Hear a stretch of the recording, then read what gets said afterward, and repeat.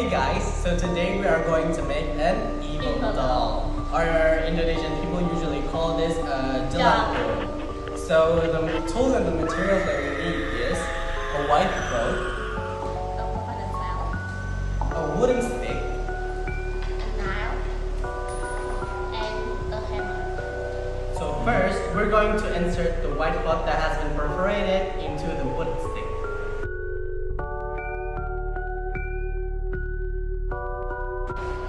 And secondly, we're going to connect the coconut shell into the top of the wooden stick using a nail and then a hammer.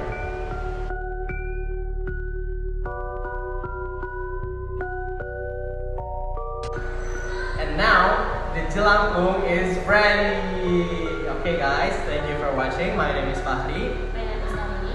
Wassalamualaikum warahmatullahi wabarakatuh.